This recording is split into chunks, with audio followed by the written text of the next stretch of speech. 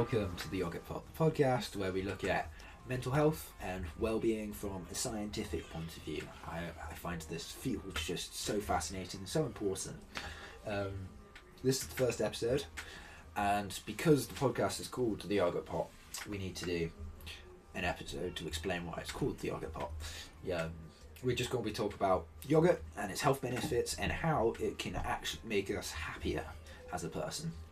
I'm joined here with a great friend of mine called Luke. Yes. I have a question for you, Luke. Yeah, go on.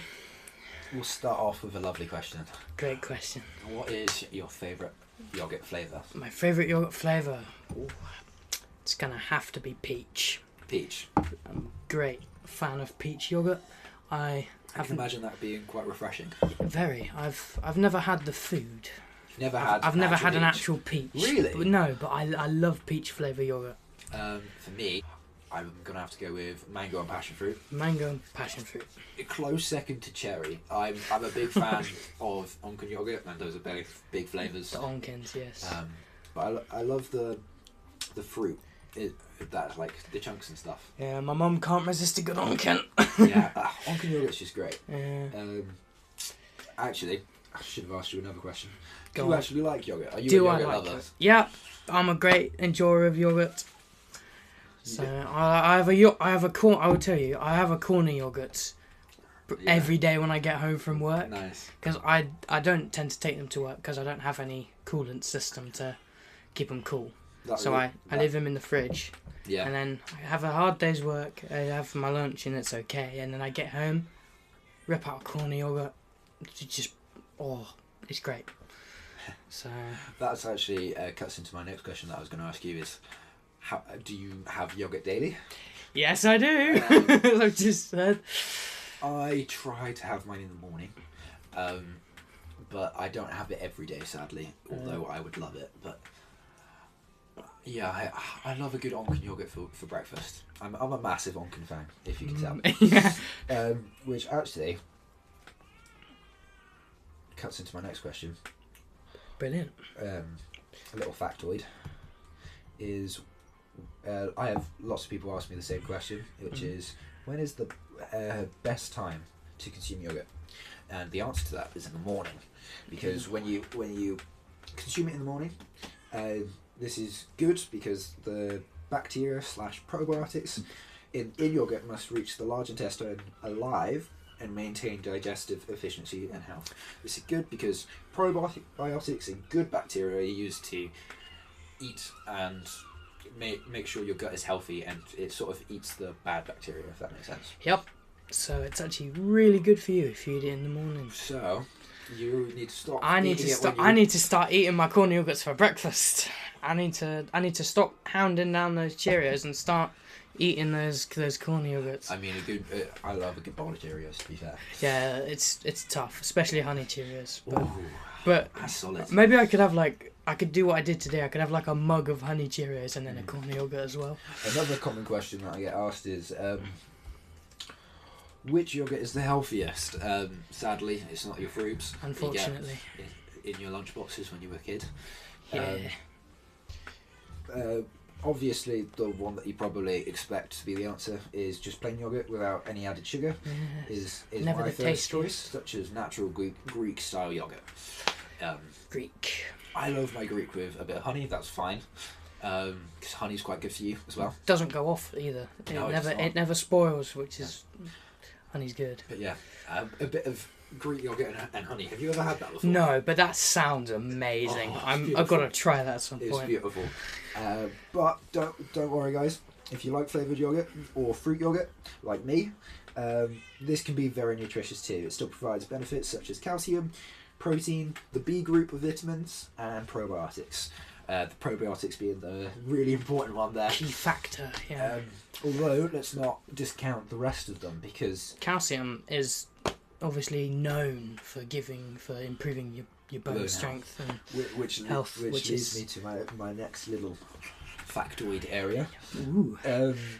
Is that humans have consumed yogurt for hundreds of years. Like we're talking way back, like the Romans, past the Romans, and That is Which- longer which than I is crazy. thought. It's Yeah. longer than you think, isn't it? Well, like if you think about it, it's just pasteurised milk.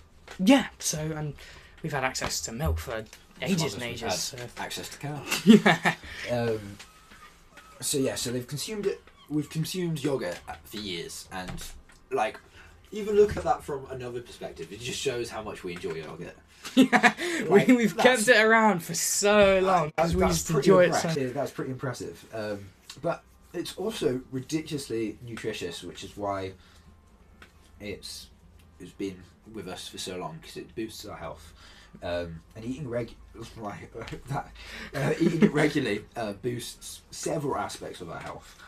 For example, yogurt has been found to reduce risk of heart disease and osteoporosis. That's your calcium for you. Yep. And as well as aid in weight management. So if you want to lose weight, I'm not a dietitian. Nope. But we're not experts, but apparently yogurt is very good for that. forget your Weight Watchers. Just eat a bunch of yogurts. Well, I don't No, think I that's the don't. That's not the right way to go. We're not scientists, but. But you might be wondering what the types of, if you're really like into science and like biology, you might be wondering what types of probiotics and bacteria in yogurt are the good ones. And there's going to be some names that I'm going to throw out. Yep. I'm probably going to pronounce them wrong, but I'm going to give them a go anyway. We'll power through. So the first one on my list is Lactobacillus and Streptococcus. Very Greek names. Very Greek, yes. These are a great example of the good bacteria for your health. Yep. I will keep on trying to pronounce this. So other probiotics that you might find in yogurt that are also examples of good bacteria include Bifidobacterium animalis. You nailed that. Yeah. That was, you got It's that. also sometimes known as Bifidus regularis. I think that was good. That was great. That was you great. You absolutely nailed that. And the pattern here is that it all sounds very Greek. Yeah. There's one more, which is Bifidobacterium bifidum. Case in point, you know. But yeah, so back to that healthy Greek yogurt. Yeah. now I'm going to move on to the section where we talk about why this podcast exists, and the main point of the scientific research into how yogurt improves our health. Brilliant. So, throw them at me. So, at Oxford, they've been doing loads of tests into what they like to call as the gut-brain axis. The gut-brain axis. So what that is that they found out that your gut and your brain have bidirectional influence, meaning that if you're feeling really sad, really depressed, and things just aren't going your way, and you're really feeling it, your gut will feel it too. Yeah. The same way applies as well. So if you have really good gut health, you will generally be more happier. And this research is just fascinating to me. And they're actually thinking that researchers are thinking someday that probiotics could possibly be a substitute for Prozac. Prozac, for you who don't know, who might be listening, Prozac is a very strong antidepressant. And is the one that's pushed medically at the moment. It's the most common one, but that's fascinating. Yeah, you could replace it with yogurt. Yeah, it's like, great. Yogurt is just such a good superfood. Like, Yeah. it's really cool, and I just love yogurt, so I'm really happy about this. Oh, you and me both. So, the experiment was that they they had control mice and then mice that were fed probiotics, which is the thing in the yogurt that you'll consume when you have that it. makes you happy. Yeah. So what the studies they found was that the probiotic fed mice were generally more chilled out than the control mice, which in itself is fascinating. That alone just says that to So, you. yeah, they were found to have lower levels of the stress hormone corticosterone. Yeah, that's a hard one to pronounce. Yep. But that's basically my fudged up way of trying to say the mouse equivalent of the human cortisol. So if you have exams and you're stressed, a yogurt a day will keep the anxiety away. That's a great point. So for the people that don't know online, cortisol is so if you have high levels of cortisol, that's associated with anxiety and depression, which is what Luke was getting to. So basically, on your exam day, have some yogurt. Yeah. The first thing you do. In the morning. It's got to be in the morning. You can't go home and have it after your exam. That won't work. But this is where it gets interesting. I will say, no mice were hurt in this experiment. They were completely safe. But when the control mice and the mice fed with probiotics were put into sort of like test tubes, like tubes of water. Yeah. Where like escape was impossible. Okay, so they've got to keep on swimming up until they just lose energy. They give up. They give up. At which point the scientists would obviously save the mice. Get them out. And get them out. But obviously the mice didn't know that for the sake of the experiment. Yes.